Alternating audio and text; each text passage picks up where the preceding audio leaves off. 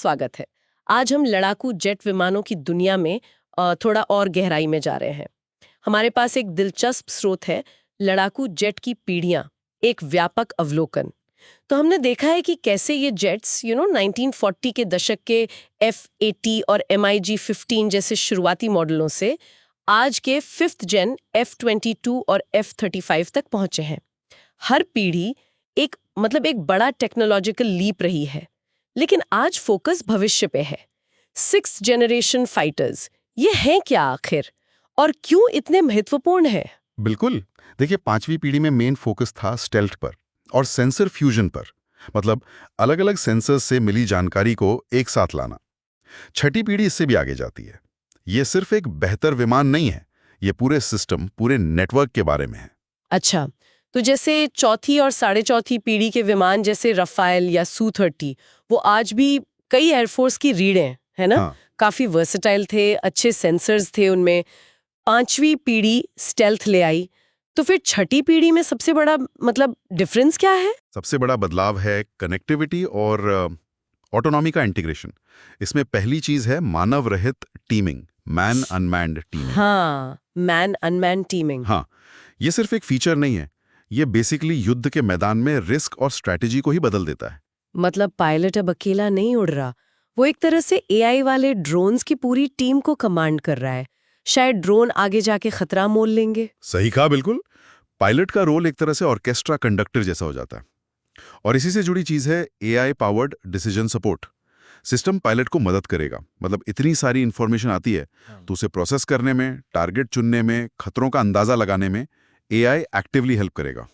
तो एआई सिर्फ data display नहीं करेगा, बल्कि विश्लेषण करके ऑप्शन भी देगा। हाँ, ये तो पायलट के रोल को वाकई बदल देगा। वो सिर्फ फ्लायर नहीं, एक टैक्टिकल कमांडर बन जाएगा। निश्चित रूप से। इसके अलावा जाहिर है एडवांस्ड प्रोपल्शन तो है ही, मार्क 2 से ज्यादा स्पीड और सुपर क्रूज क्षमता। सुपर क्रूज मतलब बिना आफ्टरबर्नर के सुपरसोनिक स्पीड मेंटेन करना, राइट? हाँ बिल्कुल, लंबे समय तक। ये फ्यूल बचाता है और विमान का हीट सिग्नेचर भी कम रखता है। और हथियारों के मामले में क्या कुछ नया है वहाँ? वेपन बेस बड़े होंगे, मतलब ज्यादा हथियार और शायद बड़े हथियार भी। हो सकता है हाइपरसोनिक मिसाइलें भी ले जा सकें। और फिर आता है नेटवर्क सेंट्रिक कॉम्बैट क्लाउड। ये कॉम्बैट क्लाउड सुनने में बड़ा फैंसी लग रहा है। क्या मतलब है इसका? कोई सिक्योर एरियल इंटरनेट जैसा जो सबको कनेक्ट करेगा? हाँ, आप मोटे तौर पर ऐसे समझ सकती हैं। ये एक तरह का अदृश्य सिक्योर नेटवर्क है। विमान, drone, satellite, ground command centres, इन सब के बीच रियल टाइम में डेटा शेयरिंग।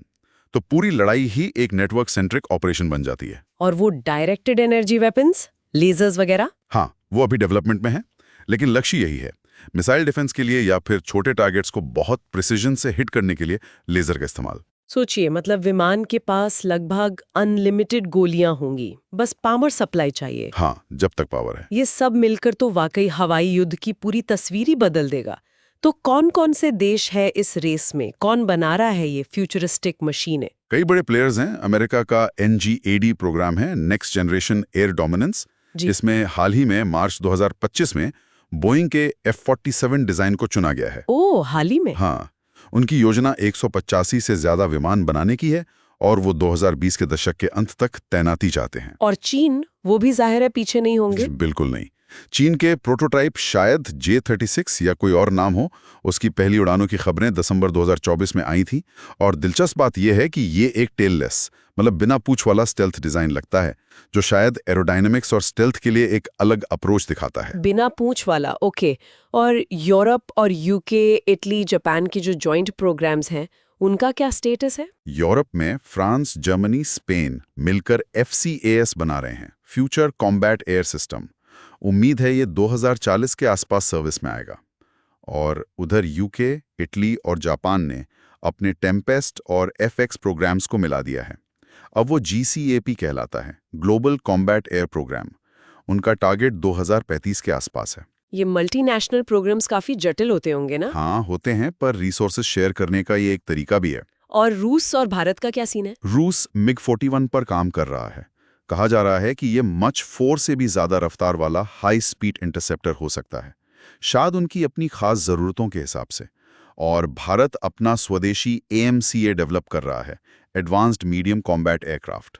इसके मार्क 1 और मार्क 2 वर्जन्स में छठी पीढ़ी की की फीचर्स जैसे एआई और ड्रोन कंट्रोल शामिल करने का काफी महत्वाकांक्षी प्लान है।